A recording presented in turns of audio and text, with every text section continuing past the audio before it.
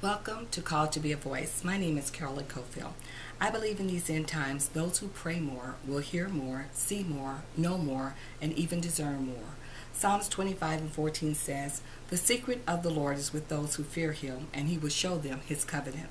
Did you know that one of the coal mining's earliest systems for warning of the presence of methane gas was with the use of a yellow canary? Early coal miners didn't have the special equipment miners have today to measure gas in the air, so it was impossible to tell if the gases were building up to a dangerous level. Miners started to use yellow canaries to test the air quality in the mines. Canaries are very sensitive to carbon monoxide. The canaries would chirp and sing and make noise all day long, but if the carbon monoxide levels got too high, the canaries would have trouble breathing and maybe even die. When the canaries were no longer singing, miners would know that the gas levels were way too high. They would leave the mine quickly to avoid being caught in an explosion. This is how canaries acted as a warning system for miners. See, a canary would waver on its perch and at the first sign of danger lose consciousness and drop to the bottom of their cages before the levels of toxins in the air affected the miners. If the canary hit the deck, the miners knew to hit the exits. The bright yellow canary birds were the early coal miners' life insurance policy. Now, over time, to call something or someone a yellow canary took on a wider meaning. For years, maybe because I had so many children of my own, I served in the ministry of child evangelism. I learned as much from the children as they probably learned from me. One thing I learned about children, of course, there are exceptions. They don't worry about stuff. They don't stress over the things that adults are concerned about. They are very people sensitive and can be very discerning, even uncomfortable around certain adults. They're easy to love, easy to forgive, easy to believe. They certainly aren't worried about holding titles and position. We need to watch and listen to the children. One of my fondest memories was working with a children's ministry called the Sunshine Band. Yes, I remember the children singing, but I also remember those yellow t-shirts and black skirts and black pants, and the hours spent cutting out and sewing yellow ropes for their many special occasions, musicals, and performances. Because yellow was my favorite color growing up, I took note of its meaning. The color yellow speaks of cheer, brightness, wisdom.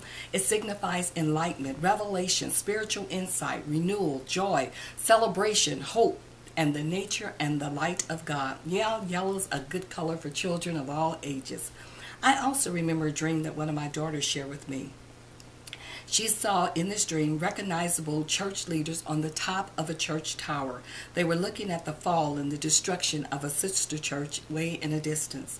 The pastor assured the people that it was far away and it wouldn't affect them. But later in the dream, closer to home, they felt a rumble underneath them because they too were crumbling. The pastor could see the children were falling between the cracks, and in a desperate attempt, he was trying to save as many as he could. End of dream, which was pretty self-explanatory. Today, many children are falling through the cracks. They're missing in action from our churches. Even when visibly present, the children aren't singing. Young and restless, entertained with games, electronic toys, bored, sleep in the church, or preoccupied. Yet there are so many like the children that are like the boy Samuel, who heard the voice of the Lord. While the true word of the Lord was rare and the older prophet Eli had grown fat and blind, God was speaking to the children. God is raising up a generation of youth who are experiencing divine encounters and visitations from God. See, to be a yellow canary, a canary in a cage, or a canary in the mine meant being someone who was an early warner. In a wider interpretation, being a yellow canary is to be sensitive to changes in the atmosphere, to be aware that something is up, something is about to happen. In times of storms, even animals know how to hear and sense something that's going on and go to a higher ground. And a little child shall lead them. Although we need to grow up spiritually because we have a real enemy, we need to walk in childlike faith, obedience, trusting, listening, and being sensitive to the Spirit of God.